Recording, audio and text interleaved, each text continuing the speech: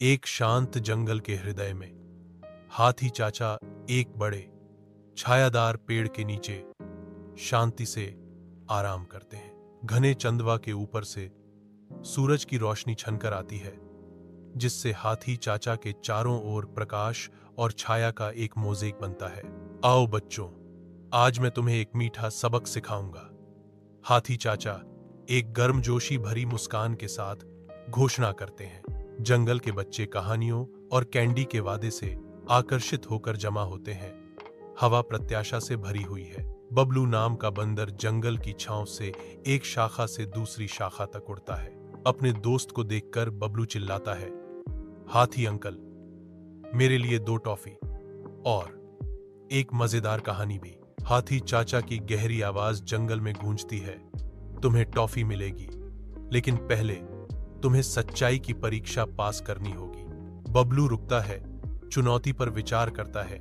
उसकी चंचल ऊर्जा विचारशील दृढ़ संकल्प में बदल जाती है। जंगल की चितकबरी धूप में नहाते हुए 3 बच्चे दिखाई दिए। उनके चेहरे प्रत्याशा से चमक रहे थे। सोनू की आवाज युवा उत्साह से गूंजती है, हम भी यहां हैं चाचा, आज का पाठ क्या है?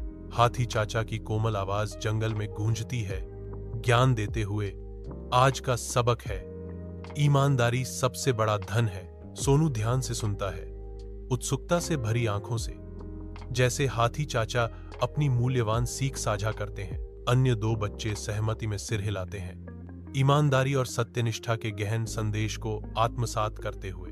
जंगल शाश्वत सबक के साथ गूंजता है, क्योंकि बच्चे धन और सद्गुण के वास्तविक अर्थ पर विचार करते हैं। सूर्य की रोशनी जंगल के फर्श पर पड़ती है, क्योंकि बबलू चालाकी से आगे बढ़ता है। जैसे ही चाचा हाथी ने अपनी पीठ घुमाई, बबलू ने चुपके से एक कैंडी उठाई।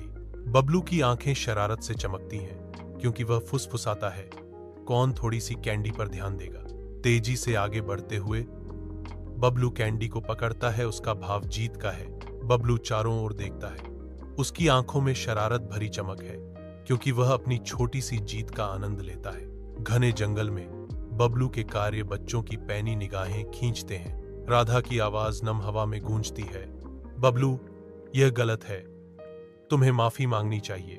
बाबलू अपराधबोध से चिह्नित चेहरे के साथ एक मंडराते हुए उपस्थिति की ओर मुड़ता है। लगभग फुसफुसाहट भरी आवाज में बबलू कबूल करता है, माफ करना हाथी अंकल, मैंने चुपके से टॉफी ली थी।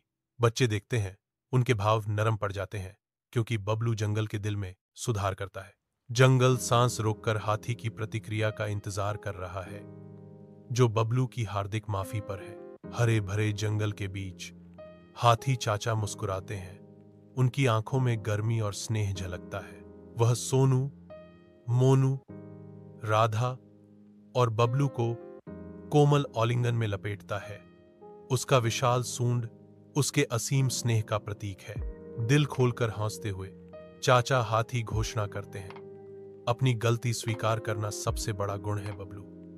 अब यह लो, तुम्हारी ईमानदारी के लिए एक अतिरिक्त टॉफी। सोनू, मोनू और राधा खुशी से चिल्लाते हैं, अरे चाचा हाथी अमर रहें। हरे भरे जंगल के पत्तेदार पौधे साफ जगह को घेर लेते हैं, क्योंकि धूप चंदवा से छनकर आती है, जो स्लेट के अंत को चिह्नित करती है। कथावाचक की आवाज जंगल में गूंजती है, बच्चों ने सीखा कि सच्चाई और क्षमा से बढ़कर कोई इनाम नहीं है।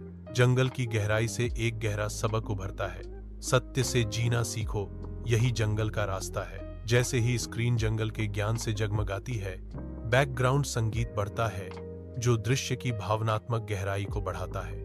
धूप अभी भी पत्तियों से होकर गुजर रही है, जो जंगल को रोशन कर रही है। जंगल के सूरज के नीचे हाथी चाचा का कोमल स्वभाव चमकता है, क्योंकि वह बबलू और बच्चों के साथ हंसी साझा करते हैं। उनका आनंदमय खेल क्षमा और ईमानदारी में पाई जाने वाली ताकत का एक जीवंत प्रमाण है। जंगल की छांव धूप को छानती है, जो प्रकाश और छाया का नृत्य करती है, जो उनकी दोस्ती की गर्मी को दर्शाती है। यह दृश्य प्रेम और स्वीकृति से चमकता है, प्रकृति और साहचर्य का एक सामंजस्यपूर्ण मिश्रण।